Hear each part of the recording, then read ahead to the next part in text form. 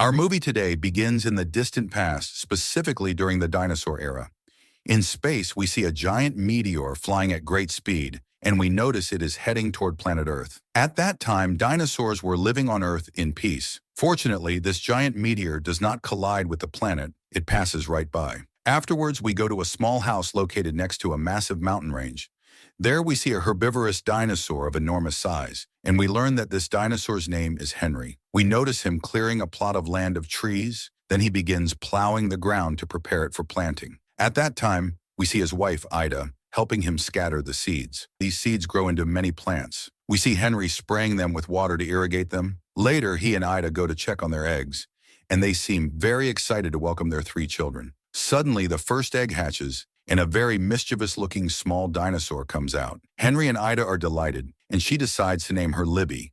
As for the second egg, it hatches too, and a tough-looking dinosaur emerges. He tries to break the last egg, but Henry stops him and decides to name him Buck. Henry and Ida appear very excited about the last egg because of its large size, assuming the son inside will be a powerful dinosaur. When the last egg finally hatches, Henry is surprised that it seems empty, but when he looks inside, he finds that his last son is small in size and also afraid to come out. Despite this, Henry and Ida rejoice in him, just like his siblings. Henry decides to name him Arlo and tries to reassure him so he will leave the egg. Afterward, Henry and Ida take their 3 children out of the house. Henry introduces them to their surroundings, showing them they live near a mountain called Clawtooth Mountain, and shows them their small farm, explaining that they will take care of this farm together. Days pass, and we see Libby after she has grown a bit. Despite that, she doesn't know how to water the farm alone. She gets an idea and starts provoking Buck, drenching him with water. Buck drinks a lot of water and sprays it back at her to soak her, thus watering the entire farm. Libby tells her mother she finished her task, which upsets Buck because she used him. As for Arlo, he seems to be afraid of a certain thing. At that time, his mother goes to give him the corn harvest and encourages him, saying he is ready and asking him to perform his task. Arlo leaves her and approaches the chicken coop, entering while terrified of the monster he might face. He places the corn harvest on the ground, and as soon as he senses a strange movement in the plants, he becomes even more terrified. However, he is surprised to find it is just a small chick. He goes toward it and starts helping and freeing it. Suddenly, a hen appears and starts chasing Arlo, who screams and runs in terror. Before he falls into the river, his father stops him, calms him down, and explains that it's just a hen, not a monster. Days pass, and we see Henry harvesting and storing it in the silo he built. He tells his family that this way they can protect their harvest from intruders. Ida asks him to put his footprint on the silo, but Henry insists she be the first to do so. Indeed, Ida puts her mark, then Henry puts his. Buck, Libby, and Arlo want to put theirs too, but Henry stops them, explaining they must achieve something great first to earn the right to put their mark on the silo. Days pass, and we see Buck after he managed to clear a new plot of land of trees, which allows him to put his mark on the silo. As for Arlo, he hasn't made any achievement yet. We see him still afraid of the chickens and running away from them, unlike Libby, who manages to plow a plot of land and turn it into a farm, allowing her to put her mark on the silo as well. We return to Arlo and see him running from the chickens, realizing he can't make any achievement that would allow him to put his mark. His father and mother are very worried about his future. One day, Arlo stands by the silo and tells himself he must put his mark like the rest of his family. He gathers his courage and enters the chicken coop without fear, deciding to feed them, but he is shocked to find his brother Buck lying on the ground. Arlo rushes to check on him, and Buck asks him to flee before the vicious chickens attack him, saying goodbye as if he were dying. Suddenly, a hen appears behind Arlo and attacks him. At that moment, we discover it was a prank by Buck, who starts mocking him. Arlo gets angry and tries to push him away, but Buck easily knocks him down, calling him a cowardly dinosaur who hinders their work. Henry arrives and blames Buck for what he said. Arlo is hurt by Buck's words and says he isn't a coward, challenging him that he will put his mark on the silo before leaving upset. Henry gets an idea to help Arlo. At night, he wakes him up and asks him to come along. They walk together in the dark, and Arlo seems afraid of an insect on his head. But as soon as Henry blows on it, the insect lights up beautifully. Henry tells Arlo he must face his fears to see the beauty of the world. He moves his tail, and many fireflies emerge from the plants. Arlo is amazed and runs with his father through the plants as the fireflies light up the entire place.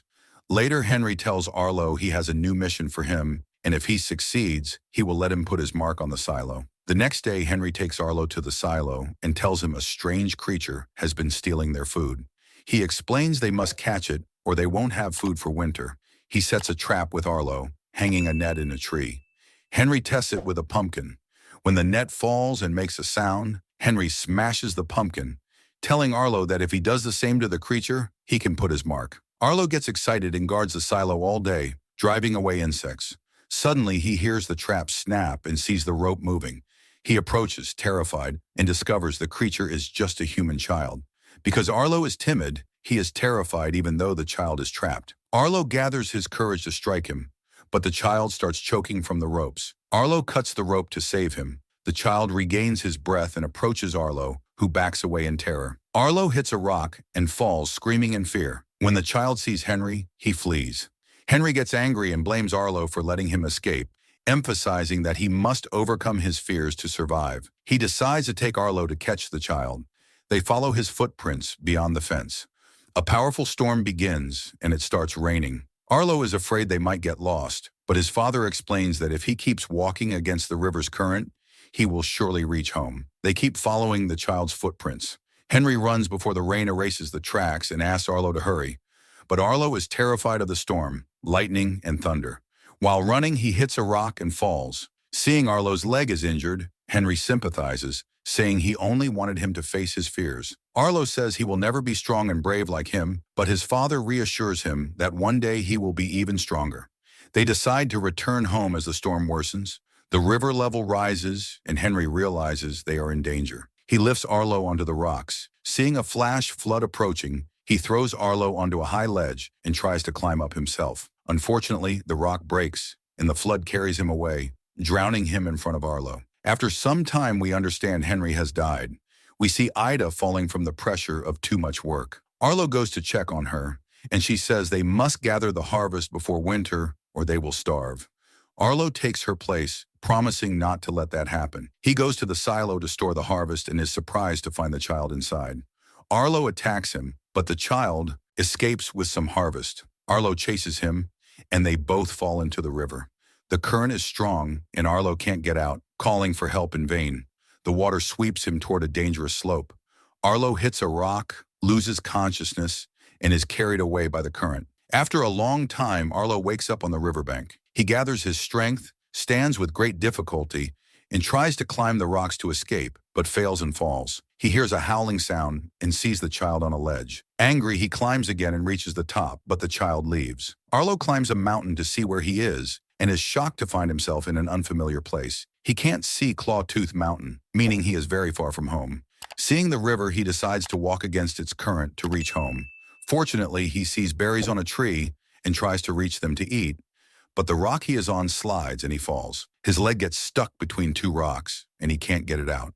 At night, Arlo is still stuck, crying and losing hope, terrified by the sounds around him. The next day, he wakes up startled to find his leg is free. He realizes from the footprints that the child did it. Surprised, Arlo returns to the river and continues his way.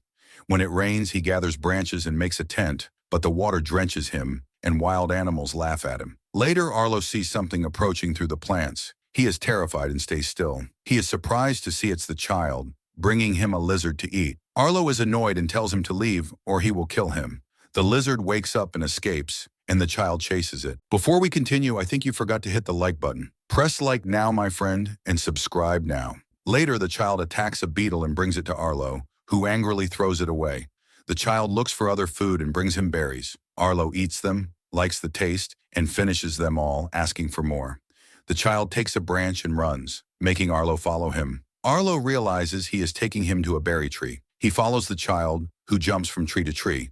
They reach a thin, dangerous mountain ledge. Arlo keeps following until they reach a dead end. Arlo blames the child for bringing him here to die, but the child walks between Arlo's legs and bites him, making him fall and get wedged between the rocks. The child crosses over him. Seeing the berry tree, Arlo gathers his strength and crosses to the other side. The child tries to warn him, but Arlo ignores him and eats. Suddenly, a snake appears and attacks Arlo. They both fall down the mountain. Fortunately, Arlo isn't hurt, but the snake corners him. The child pounces on it and bites it, making it flee. Arlo is amazed that the child saved him. Suddenly, he hears a voice calling from the trees. Arlo sees a dinosaur camouflaged among birds and animals. This dinosaur tells Arlo the child clearly loves him, which is why he protected him. He explains that every creature around him protects him from something. Arlo asks him if he knows the way to Clawtooth Mountain, but the dinosaur doesn't know. He asks Arlo for the child's name, but Arlo doesn't know it. The dinosaur says whoever names the child first keeps him. They both start calling out names until Arlo says, "Spot." The child rejoices and runs to Arlo. A bird, unhappy with this, attacks them, and they run and hide. On their way, they meet a small gopher. Arlo and Spot chase it until it hides in its hole. Suddenly, all the gophers emerge and run. One bites Arlo, who falls into the water. Since Arlo can't swim, he starts drowning. Spot jumps in, reassures him, and teaches him how to swim. Arlo manages to swim and gets out of the water. They continue their way. At night, Arlo sees a firefly and swirls his tail as his father did, bringing out many fireflies. Spot is amazed, and they run after them until they find a place to sleep.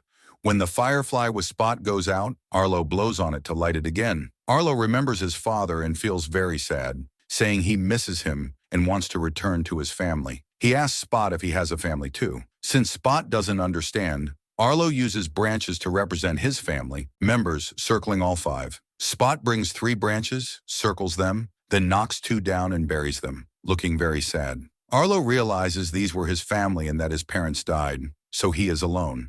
He sympathizes deeply, buries a branch, and cries, making Spot understand that his father died and he misses him.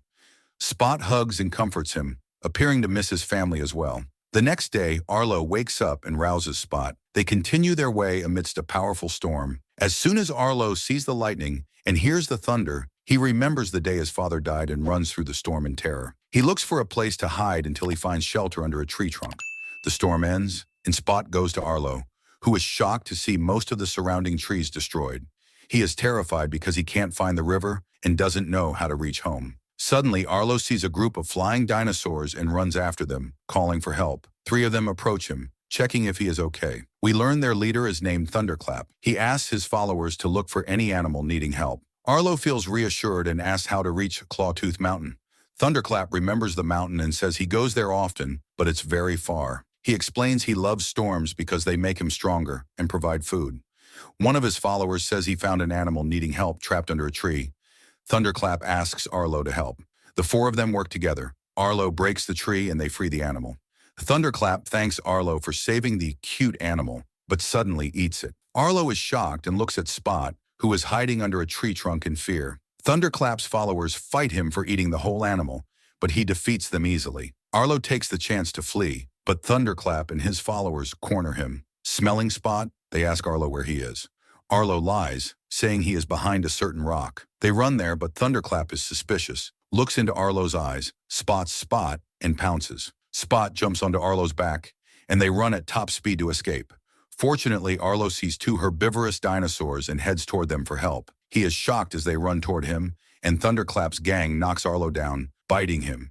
But these dinosaurs attack the predators and drive them away. Arlo is terrified, but they help him and check on him. Spot is happy and comfortable with them. We learn they are siblings named Ramsey and Nash, and they are very peaceful. Their father Butch arrives and asks Arlo why he is there. A frightened Arlo says he wants to reach Clawtooth Mountain. Ramsey says they don't know where it is, but are heading south and invites him along. Butch refuses, saying they are busy looking for their lost herd of longhorns. Arlo suggests helping them, explaining that Spot can track scents. They like the idea, and Spot tracks the herd. They follow Spot for a long time until they reach the tracks. They see a feather of a certain creature, and Butch says these are the predators who stole their herd. They run until they approach the herd and sneak quietly. Arlo is surprised no predators are visible, but Butch is sure they are hiding within the herd. Butch asks Arlo to stand on a rock and bellow loudly to lure the predators. Arlo refuses out of fear, but Butch pushes him. Arlo walks through the herd in terror and stands on the rock but is too afraid to bellow. Spot bites him, making him scream loudly. Arlo sees predators approaching quickly. Their leader appears before Arlo, terrifying him. These predators are small but fierce dinosaurs that surround Arlo. Before they attack, Butch and his children intervene and strike them. The herd panics and runs, and the dinosaurs chase them to keep them together. The predator leader attacks Nash, but Ramsey defends him. Arlo and Spot hide behind a rock. 2 predators attack Butch and knock him down. Seeing this, Arlo gathers his strength, pounces on them, hits the first with his head, and the second with his tail bravely. Before they can retaliate, Butch throws them away. The others flee in fear. Butch, his children, and Arlo bellow loudly in victory. They return to leading the herd. At night, they camp around a fire. Butch calls Arlo a very brave dinosaur. Arlo thanks him, appearing in pain from a scratch on his leg.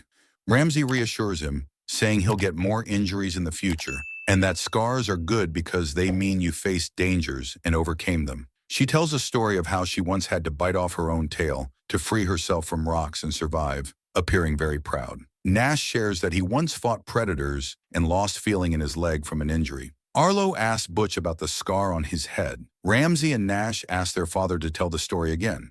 Butch recalls traveling in the desert for 5 days without water, almost dying of thirst until he found a pool. When he went to drink, 3 crocodiles attacked him. One bit his head, causing the scar, but Butch's bite was stronger. He killed the others and escaped. Arlo is amazed and wishes to be brave like him. Butch explains that he feels fear too, but one must learn to control it to face any problem. Suddenly, snow starts falling. Arlo remembers his family and says he must return home to help with the harvest. Butch promises to help him reach Clawtooth Mountain, and they move out the next morning. While traveling, Butch asks Arlo to hurry and catch a group of longhorns. Arlo runs, bellows with all his might, and returns them to the herd. Soon Arlo sees the peak of Clawtooth Mountain. He says goodbye to Butch, Ramsey, and Nash, thanking them.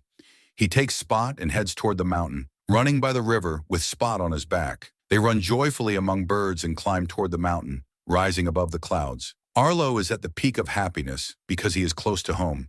He and Spot howl with joy. Suddenly they hear another howl. They find a strange person making the sound. Arlo is surprised. Spot is fascinated and wants to go to him, but Arlo stops him, saying they must go home. As they walk, Arlo tells Spot he will love the home and they will live happily together. But when it rains and lightning appears, Arlo becomes afraid. He sees fins like shark fins circling them above the clouds. The fins disappear, and Thunderclap and his gang attack Arlo.